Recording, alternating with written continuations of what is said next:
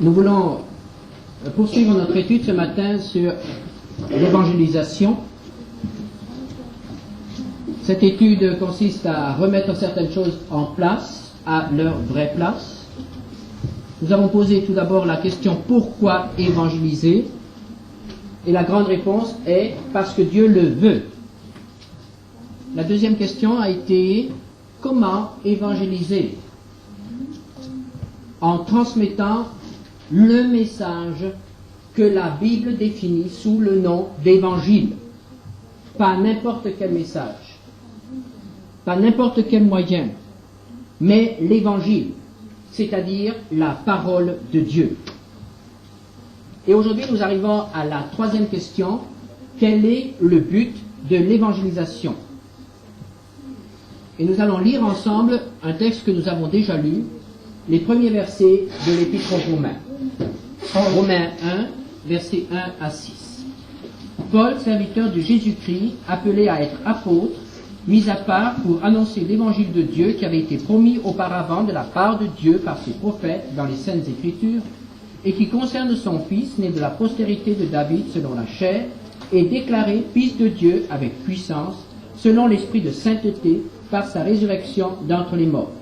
Jésus-Christ, notre Seigneur, par qui nous avons reçu la grâce et l'apostolat, pour amener en son nom à l'obéissance de la foi tous les païens, parmi lesquels vous êtes aussi, vous qui avez été appelés par Jésus-Christ.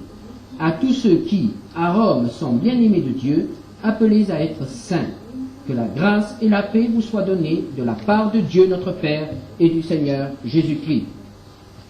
Quel est le but de l'évangélisation? Dans ce texte, nous le trouvons. Et nous ne trouvons pas celui que nous citons d'habitude. Habituellement, nous disons le but de l'évangélisation, c'est de sauver des âmes. Ce but-là ne se trouve absolument pas dans ce texte. Pourquoi évangéliser? Dans quel but évangéliser? Rendre les gens heureux ne doit pas être le but de l'évangélisation. L'homme d'aujourd'hui est avide de bonheur. L'homme d'aujourd'hui veut être heureux. Il cherche à tout prix le bonheur. Il est prêt à payer n'importe quel prix. Il est prêt à payer très cher le bonheur. Il veut être heureux.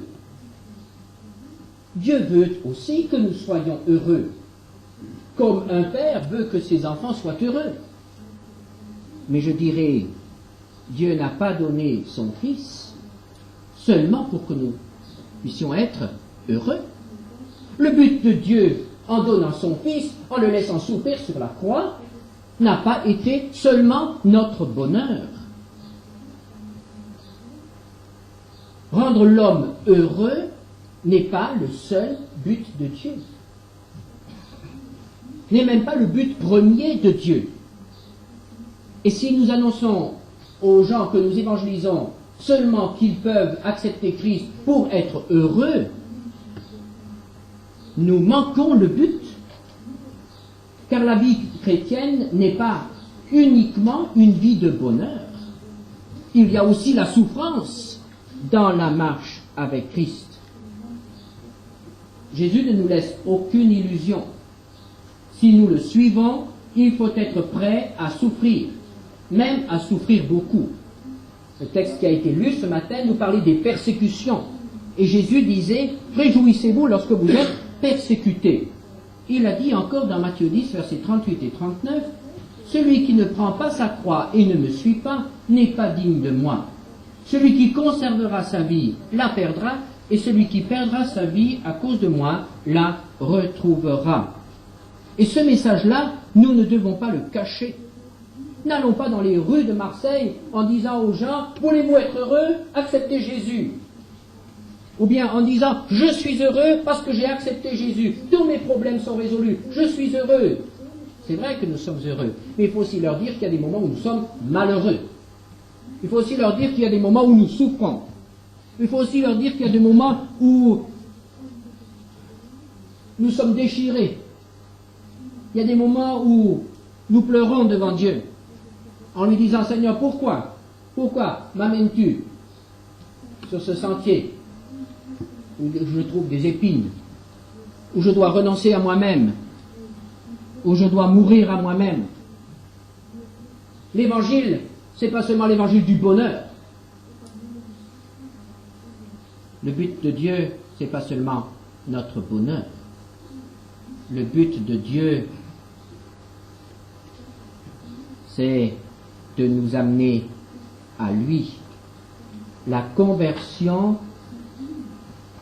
doit devenir le moyen d'amener quelqu'un à Dieu. Nous voulons tout pour nous-mêmes. Nous voulons la paix, nous voulons la joie, nous voulons l'amour, tout pour nous. Alors très souvent, les gens comprennent qu'ils peuvent encore avoir Dieu pour eux. Alors, ils croient que par la conversion, ils peuvent annexer Dieu. Dieu pour moi, son amour pour moi, sa paix pour moi, sa protection pour moi, sa puissance pour moi, tout pour moi. Le péché de l'homme, la racine du péché, c'est l'égoïsme. C'est son égocentrisme. C'est parce que l'homme a voulu être l'égal de Dieu qu'il est tombé. C'est parce que Satan a voulu être l'égal de Dieu qu'il est tombé. C'est ça la racine du péché. Tout attiré à soi, tout centré sur soi. Et voyez-vous, frères et sœurs, le Seigneur nous parle aussi dans ce domaine. Parce que nous devons réaliser que dans notre vie, même dans nos meilleurs moments, finalement, nous recherchons nous-mêmes. Nous sommes notre propre but. Pourvu que Dieu m'aime, pourvu que Dieu me bénisse. Moi, rien que moi, tout pour moi, tous pour moi, Dieu lui-même et tout le ciel pour moi. Et si la conversion ne sert qu'à agrandir notre moi, ou qu'à agrandir la zone d'annexion de notre moi, si nous mettons encore Dieu dans notre zone d'influence, à notre service, ce n'est pas la vraie conversion. La vraie conversion, c'est tout le contraire. La vraie conversion, c'est de passer du moi à Dieu. La vraie conversion, c'est une mort à moi-même. Ce n'est plus moi qui vis, c'est Christ qui vit. Ça, c'est la vraie conversion. Et nous comprenons que la Bible emploie le mot mort pour définir la conversion. Et il n'y a pas de vraie conversion s'il n'y a pas de mort à moi-même. S'il n'y a pas de rupture profonde avec ce moi qui prend tellement de place et qui veut tout engloutir, tout avaler. Ceux qui vivent avec nous, le monde entier, et si nous pouvions, nous prendrions encore le ciel, tout pour moi. La conversion, c'est juste le contraire. La conversion, c'est plus moi, mais toi. Et pendant toute notre vie, nous avons à vérifier cette position-là, même après des années de marche avec Christ. Non plus moi, mais toi. L'apôtre Paul, dans le texte que nous avons lu ensemble, nous dit qu'il a été appelé pour amener en son nom à l'obéissance de la foi tous les païens. La conversion, c'est un engagement au service d'un maître nouveau. Et ce maître, c'est Jésus-Christ. Et si la conversion n'aboutit pas à cela, notre évangélisation manque son but. Nous n'évangélisons pas pour rendre les gens heureux. Nous nous évangélisons pour amener toute âme captive à l'obéissance de Christ. Car Christ mérite d'être obéi. Dieu seul doit être obéi vraiment, pleinement, totalement. Et tant qu'une âme n'est pas arrivée à cette obéissance totale, on peut dire qu'elle n'est pas vraiment convertie. C'est un engagement au service d'un maître. Et il faut que les gens le sachent. L'apôtre Paul écrivait aux Thessaloniciens, dans 1 Thessaloniciens 1, verset 9, « Convertis pour servir le Dieu vivant. » Et l'obéissance doit jouer un rôle majeur dans ce domaine. Évangélisons pour amener les hommes à l'obéissance de Jésus-Christ. Ne leur promettez pas autre chose.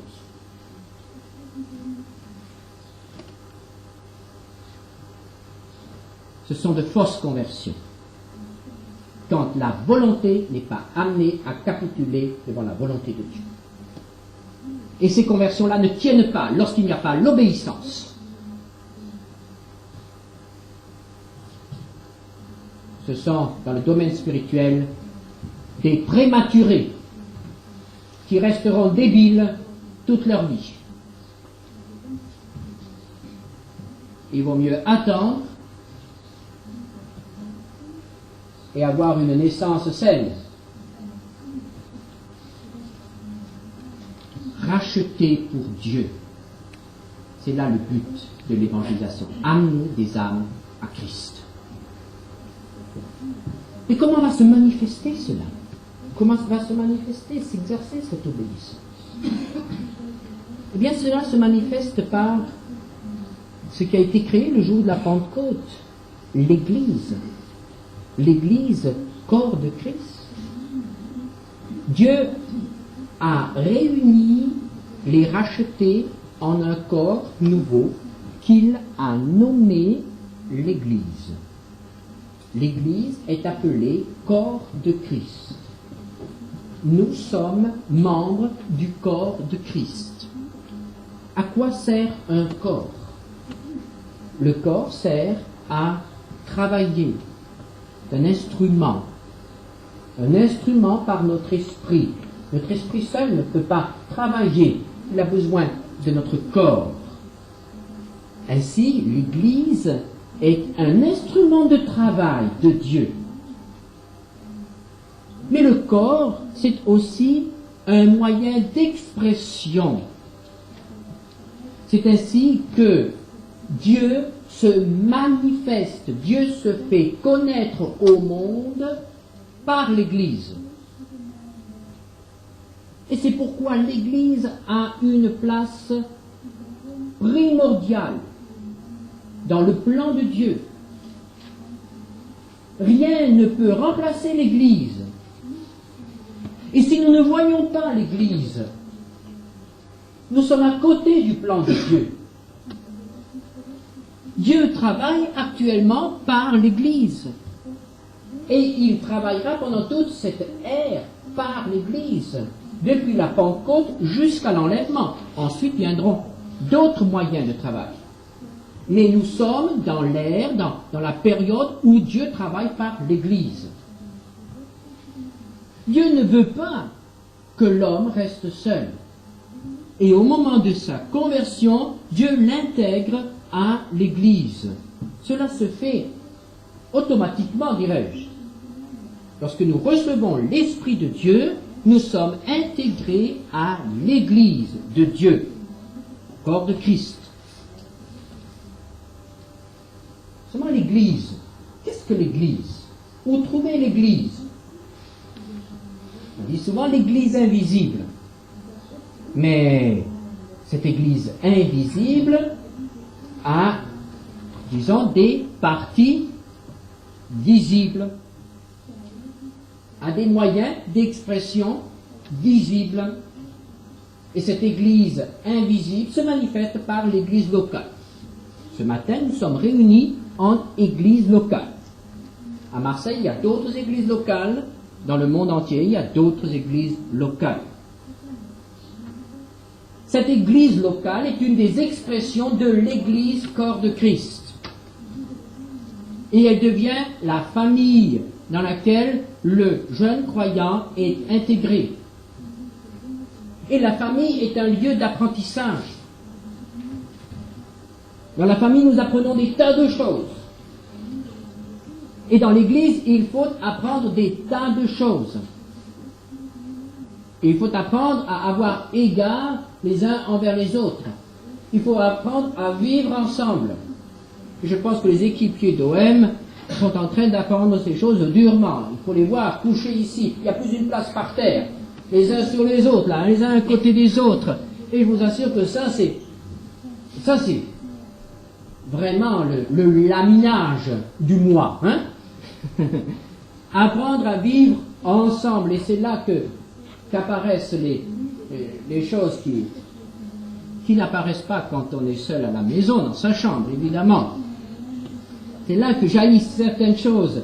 Et c'est pour cela qu'il y a aussi l'Église. C'est dans l'Église que jaillissent certaines choses, certains malentendus, certains défauts de caractère, certaines choses qui, dehors, ne se manifesteraient pas. Et Dieu veut justement qu'au sein de l'Église, nous soyons rabotés, nous soyons bien, nous devenions comme ces galets au bord de la mer, qui sont continuellement en mouvement jusqu'à ce qu'ils deviennent parfaitement ronds.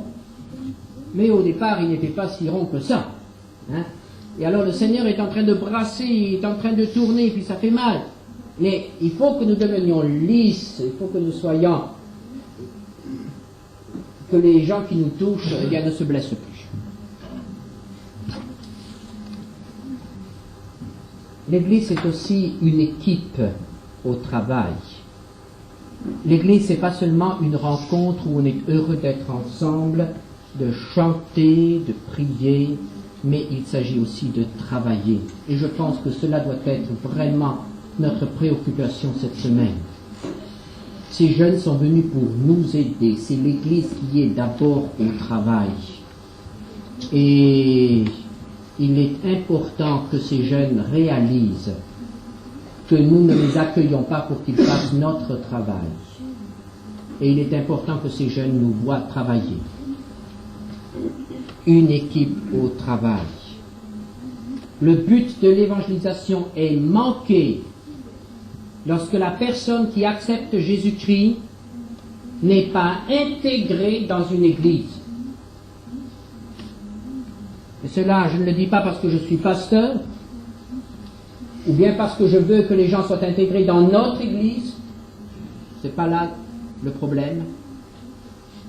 Mais je suis persuadé qu'un chrétien qui reste isolé et qui ne s'intègre pas complètement dans la vie d'une église, qui ne devient pas membre d'une église, qui travaille, qui prend sa part aux peines et aux joies, ce chrétien-là ne peut pas progresser normalement. Quand nous évangélisons cette semaine, souvenons-nous, il ne s'agit pas d'amener seulement quelqu'un à accepter le Seigneur sur un banc, sous les arbres de la Canebière. Ce n'est qu'un début, ça. Mais le travail aura vraiment été fait lorsque cette personne que nous avons vue là sur le banc, sur les arbres de la Canebière, et bien lorsque nous retrouverons cette personne quelque part dans une église active. Et il faut que nous posions les jalons pour arriver à ce résultat dès les premiers moments. Enfin, le troisième but, si je puis dire, de l'évangélisation, j'en arrive enfin à ce que d'habitude on place en premier. Et dans le plan de Dieu, c'est en troisième position. L'homme. Et d'habitude, on le place en premier. J'évangélise pour que des hommes soient sauvés. Et nous avons vu que finalement, ce n'est pas ça le but primordial. Mais quand même, il est là. Heureusement. Des hommes sauvés. Qu'est-ce que c'est qu'un homme sauvé? C'est d'abord un homme pardonné. Un homme qui a fait la merveilleuse expérience de voir son passé effacé, ses dettes spirituelles, ses dettes morales acquittées. Un homme qui n'est plus écrasé par une culpabilité qui le ronge. Un homme qui est réconcilié avec Dieu. Un homme pardonné. C'est aussi un homme sauvé, c'est-à-dire un homme qui échappe au jugement, un homme qui est délivré de la peur de la mort. C'est un homme qui est sous la garde du Tout-Puissant, un homme sauvé. C'est aussi un homme régénéré. Au moment de la conversion, lorsque le Seigneur répond à notre cri, il nous donne son esprit. Et cet esprit crée en nous une nouvelle nature. Et cette nature nouvelle va se développer en nous. Et c'est dans la mesure où cette nature nouvelle, cette nature divine, spirituelle, augmente de plus en plus en nous, que notre identification avec Christ s'opère et que nous manifestons vraiment ce qu'est le salut d'un homme. Nous ne sommes pas simplement des êtres pardonnés, mais nous sommes des êtres régénérés, ayant reçu la possibilité d'atteindre la stature parfaite de Christ. L'apôtre Paul exprime cela ainsi, il exprime ainsi sa vocation, son travail. Dans Colossiens 1, 28 et 29, c'est lui que nous annonçons, exhortant tout homme et instruisant tout homme en toute sagesse, afin de présenter à Dieu tout homme devenu parfait en Christ. C'est à quoi je travaille en combattant avec sa force, qui agit puissamment en moi. Tout homme devenu parfait en Christ. C'est seulement ainsi que Dieu sera glorifié. Si ce but n'est pas atteint, notre évangélisation n'est pas complète.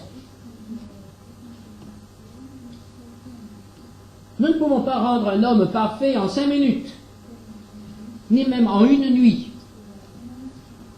Mais il faut créer au départ les conditions qui lui permettront de progresser toute sa vie vers cette stature parfaite de Christ.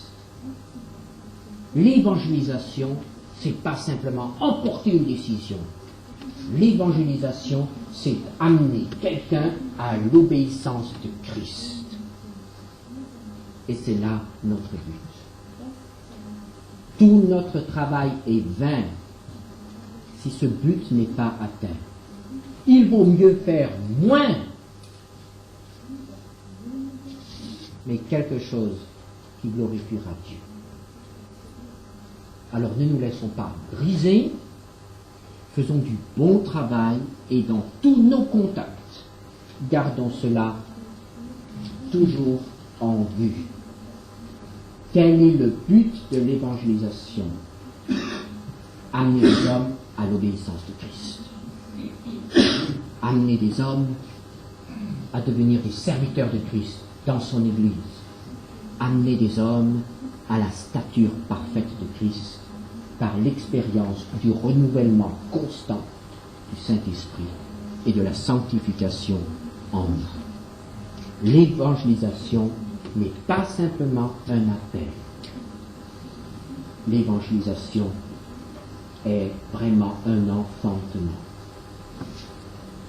Et il faut que nous soyons prêts à souffrir pour que cette semaine et dans les semaines à venir, des âmes passent à la mort, de la mort à la vie, et que ces âmes qui reçoivent la vie d'en haut deviennent aussi des hommes, des adultes en Christ. Amen.